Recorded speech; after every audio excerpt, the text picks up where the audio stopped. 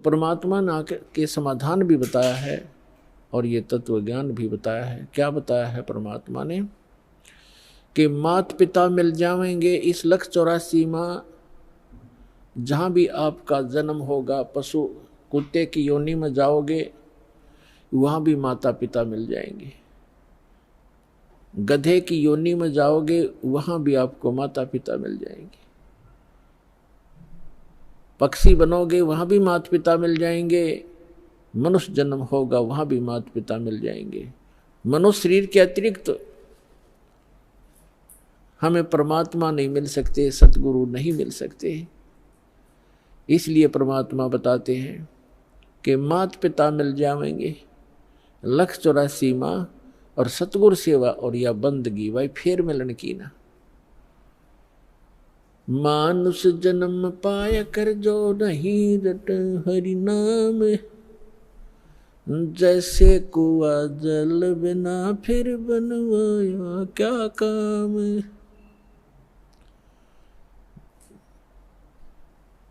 जिस कूप में, जिस कुएं के अंदर जल नहीं है, ऊपर से उसकी कितनी अच्छी चित्रकारी है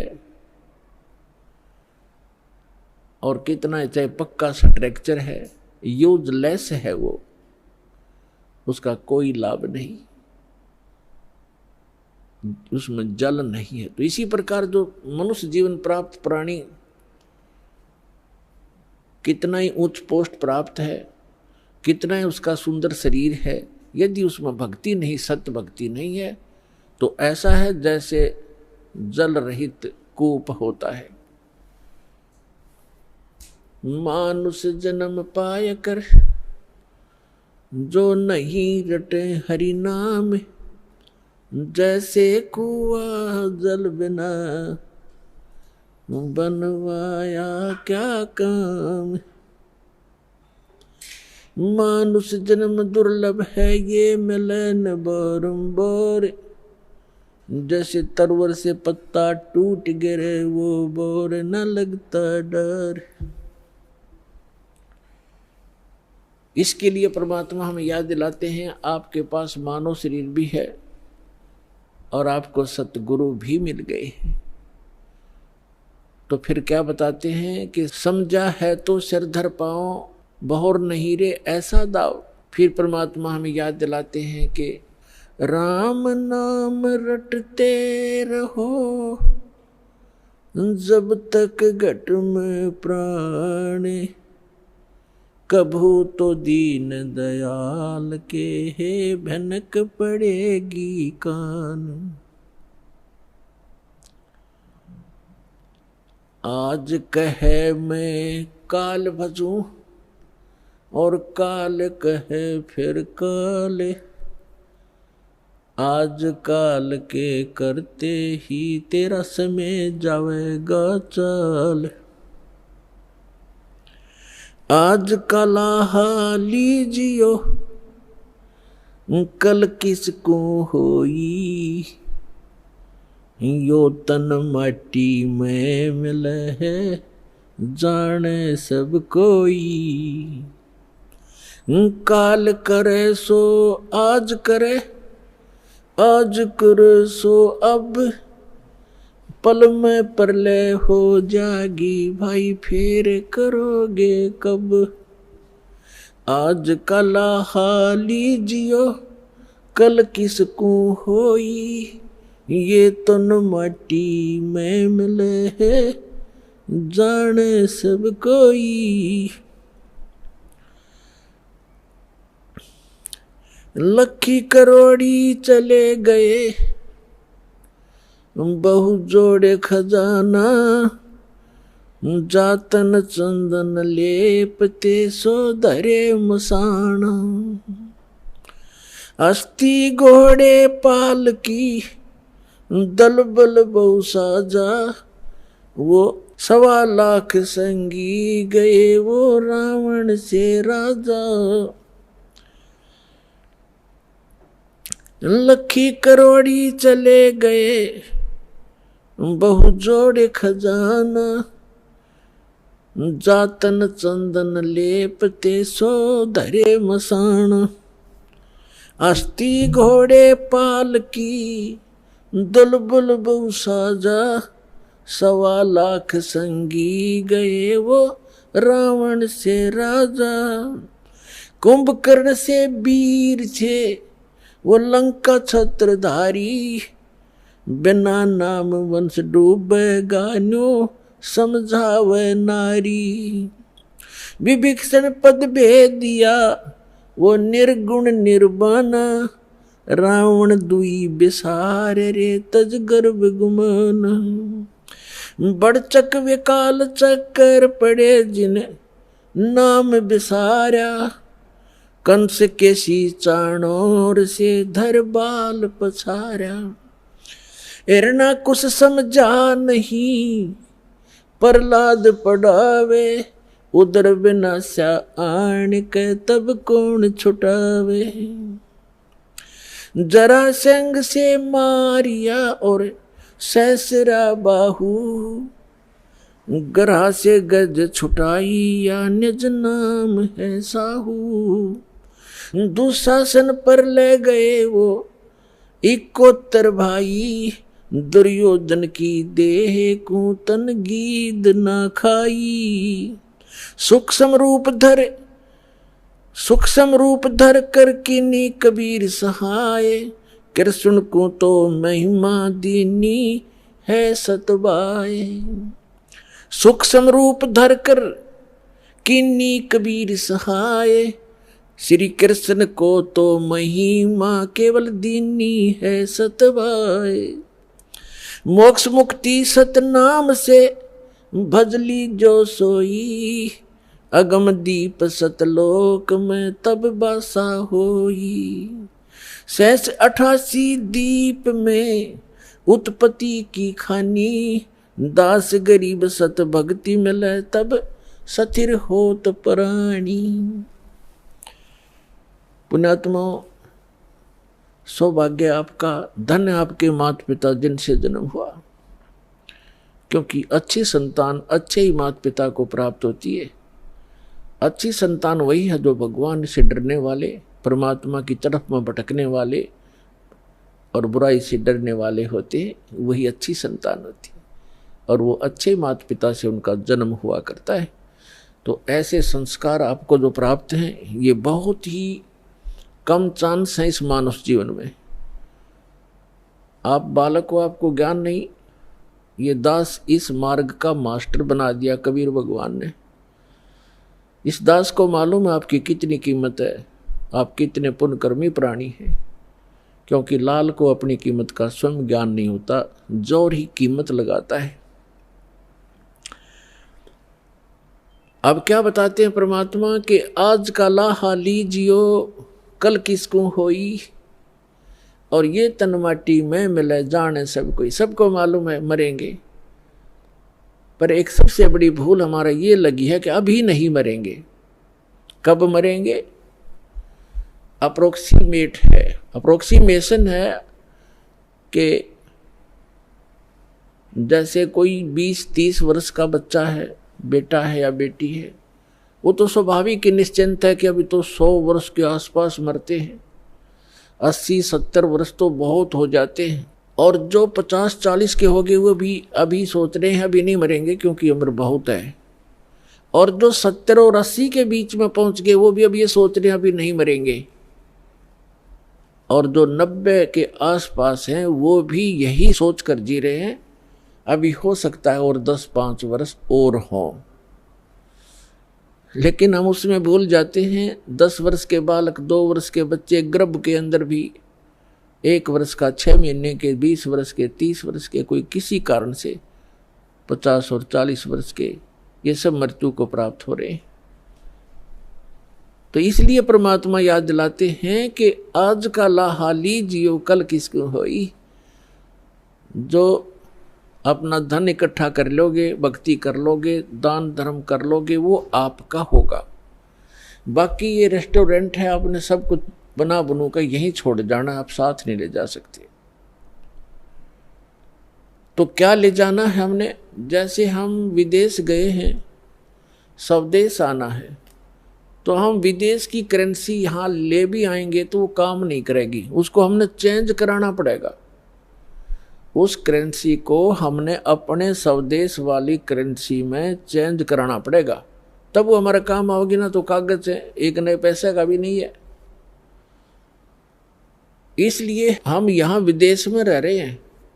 ये पृथ्वी एक विदेश है, काल का लोक ये विदेश है। पृथ्वी उसका एक शहर समझो, 21 ब्रह्मांड है उसका पूरा राज्य साम्राज्य है। हम सतलोक से यहाँ आ गए हैं, वापस जाने की अब तैयारी कर रहे हैं, तो हम यहाँ की कोई वस्तु नहीं ले जा सकते। इसके लिए हमने करेंसी चेंज करानी पड़ेगी। वो करेंसी कैसे चेंज होएगी? जैसे आप दान करोगे, वो दान फिर पैसा जो है वो दान में बदल जाएगा, और दान से फिर धर्म बनेगा, और धर्म बनकर आपकी किस्मत में लिखा जाएगा। उतना ही अकाउंट आपको उस विदेश में, अपने स्वदेश में मिलेगा। ये आपकी करेंसी चेंज करानी है। तो इसको जितना आप करा पाओगे वो आपका, और जो करेंसी चेंज नहीं करा पाए वो इस काल की यहीं छोड़ के आनी पड़ेगी आपको। इसके लिए क्या बताते हैं? लखी करोड़ी चले गए बहु जोड़ खजाना, और जातन चंदन लेपते सो धरे मसाना। राजा लोग, सेठ लोग, साहूकार होते थे। जितना व्यक्ति धनी हो जाएगा उतना ही वो कृत घनी बन जाता है। ये माया का गुण है। राजा लोग क्या करते थे? सारे शरीर पर, जैसे आजकल तो एसी चल पड़े, कूलर कालर हो गए। राजा लोग क्या करते थे? चंदन को घिसवाते, नौकर चंदन घिसा करते थे, और गर्मियों के दिन में सारे शरीर पर चंदन लगा लिया करते थे, और शीतलता प्राप्त करते थे उससे। चंदन की लकड़ी का बुरादा, चंदन जो है बहुत शीतल होता, ठंडा तासीर होती है।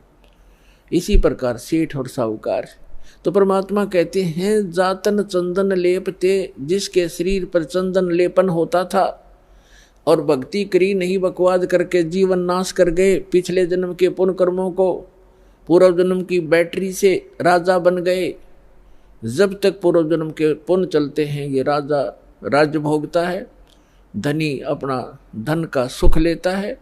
और यदि भविष्य की भक्ति ठीक ना बनी, शास्त्र अनुकूल साधना नहीं हुई, चार्जर नहीं लगा, तो पूर्व जन्म की बैटरी जिस दिन डिस्चार्ज होएगी, यानी पूर्व जन्म के पुण्य आपके जिस दिन समाप्त हो जाएंगे, उस दिन अचानक कैर टूटने शुरू हो जाएंगे। जैसे राजा लोगों का इतिहास देख लो आप, पिछला पुराना इतिहास हम पढ़ा करते थे। कोई राजा 5 वर्ष राज्य किया, किसी ने 10 वर्ष किया, किसी ने 12 वर्ष किया। और जब कर्म बिगड़ते ही इंसान के, कोई ना कोई काल प्रेरणा से दूसरा राजा आके उस पर आक्रमण कर देता है, उसकी नींद हराम हो जाती है, मारा जाता है, लुट जाता है, बच जाता, जंगलों में धक्के खाता है, तो अब बैटरी उसकी समाप्त होगी। और मृत्यु के उपरांत राजा गधे की योनि में जाता है। तो यहाँ परमात्मा कहते हैं अगम निगम को खोज ले, बुद्धि विवेक विचार, उदय अस्त का राज मिले, तो बिन नाम बेगार। कितना सटीक उदाहरण दिया है परमात्मा ने कि जरा सा बुद्धि से काम ले मानव, अगम निगम को खोज ले, अपने भविष्य को विचार कर, और बुद्धि विवेक विचार, उदय अस्त का राज मिले, तो वे नाम बेगार। यदि पृथ्वी पति बन जावे, उदय यानी जहाँ से सूर्य उदय होता है और अस्त होता है, अर्थात पूरी पृथ्वी पर जिसका शासन हो, उसको उदय अस्त का राजा कहते हैं। उदय अस्त का राज्य मिले तो बिन नाम बेगार। अब बेगार तो अब शायद किसी बच्चों को ना याद हो, डिफाइन करना पड़ेगा उसको। पहले सन 60 के बाद 66-67 में 68 के अंदर हरियाणा में प्रांत अलग हो गया था, इसमें इतना विकास नहीं था, सड़कें बन गई। फिर ये 3 व्हीलर चला करते थे पेट्रोल के, ये बड़े बड़े जिनको 3 पहियों वाले 3 व्हीलर के बड़े वाले, और वो गांव से शहर में जाया करते थे। हमारे गांव से 2 3 व्हीलर चला करते थे। एक दिन नहीं आया तो दूसरे ने पूछा कि कल क्या बात होगी, कुशल तो है, आए नहीं? तो उसने कहा कि कल मैं बिगार में फंस गया था। बिगार क्या होती थी? पहले पुलिस वालों के पास ये अपने सरकारी व्हीकल नहीं होते थे, जीप वगैरह। ये ऐसे ही किसी की जीप पकड़ लेते, एक दिन किसी का 3 व्हीलर पकड़ लेते, कोई 4 व्हीलर ज़बरदस्ती ले लेते, और उसको सारा दिन अपना जो भी उनके काम होते 10-5 गांवों में, कितना रेड मारनी होती, कितना शराब पकड़नी होती, कोई चोर पकड़ना होता या क्रिमिनल आदमी पकड़ने होते, तो उनको ले जाते थे। वो पेट्रोल भी अपने पल्ले से डाला करता व्हीकल वाला, और सारा दिन उसका पहिया नहीं टेकने देते। आम व्यक्ति को तो ऐसे लगे जैसे बड़ी स्पीड से जा रहा है, कोई अच्छी कमाई कर रहा होगा वो 3 व्हीलर वाला, और वो फंस रहा था बिगार में। तो वो बता रहा था कि कल मैं 200 रुपये अपने घर से लगा कर आया हूँ, यानी उस समय के 200 रुपये आज के 20,000 भी मेरे ख्याल में कम होंगे। कहता 200 रुपये का पेट्रोल अपने पल्ले से लगाया, सारे सुबह ले गए मुझे पकड़कर 6 बजे, रात के 11-12 बजे छोड़ा मुझे। 200 रुपये का तेल लग गया और पल्ले से रोटी खानी थी। तो कल मैं बिगार में फंस गया। अब क्या था कि सारा दिन वो चलता तो खूब दिखाई दिया, पहिया टेका नहीं, बहुत स्पीड, इधर चल उधर चल, और इनकम 1 नए पैसे की नहीं थी, खर्चा सारा का सारा था। इसको कहते हैं बिगार। तो जो राजा लोग या सेठ या अन्य कोई भी व्यक्ति समझो, अब जब राजा को ही इसलिए लिया जाता है, बाकी अन्य नागरिक तो अपने आप अपने औकात से परिचित हो जाते हैं। जब राजा भी जो भक्ति नहीं करता, वो भी बिगाड़ कर रहा है, तो आम व्यक्ति भी उससे अपनी तुलना कर सकता है कि जो भक्ति नहीं करता और केवल माया जोड़न में लाग रहा है, तो वो राजा पूर्व जन्म की जो पुण्य कर्मों की कमाई थी, उसके आधार से, उस पूंजी से उसके खूब ठाठ बाट दिखाई देते हैं, जय जयकार हो रही है, जहाँ जाते हैं माला डालने वाले और जयकार करने वाले हैं, बैंड बाजा बजाने वाले खूब हैं उसके आगे पीछे। और वो भोली आत्मा अपने पूर्व जन्म की वो बैटरी को, अपने पूर्व जन्म की कमाई को समाप्त कर रहा है, आगे चार्जर है नहीं, यानी भविष्य की भक्ति वो कर नहीं रहा। तो वो राजा बेगार कर रहा, बेगार अपनी पूंजी को नाश कर रहा है और पल की चैन नहीं। तो यहां गरीबदास साहिब जी परमात्मा से प्राप्त ज्ञान के आधार से कहते हैं, अगम निगम को खोज ले, बुद्धि विवेक विचार, उदय अस्त का राज मिले, तो बिन नाम बेगार। पुण्यात्माओं, कलेजा हिल जाए इंसान का, जरा सा सोधी में हो, जरा सा भी विवेक रखता हो। हमारी बुद्धि पर पत्थर पड़ चुके हैं। हम पूर्ण रूप से कितने विद्वान पाक रहे हो, चाहे इंजीनियर बन गए हैं, चाहे हम डॉक्टर बन गए, और चाहे प्रधानमंत्री बन गए, हम भक्ति मार्ग में शून्य है। अध्यात्म मार्ग हमारा शून्य है। और किसी की पूर्व जन्म की प्रेरणा से वो की ट्राई भी कर रहा है, तो वो केवल डले ढो रहा है शास्त्र विरुद्ध साधना करके। तो सौभाग्य आपका, आपको ये ज्ञान सुनने को मिला। धन्यवाद करा करो उस परम पिता भगवान कबीर साहिब का कि ये ज्ञान आप तक पहुंच चुका है। इस दास को पता है, या मेरे साथ जब से लगे हैं आपके भाई बहन, कितना संघर्ष करके आप तक ये ज्ञान पहुंचाया। न ये काल के दूत, ये दुष्ट लोग इस ज्ञान को ऊपर नहीं आने दे रहे थे।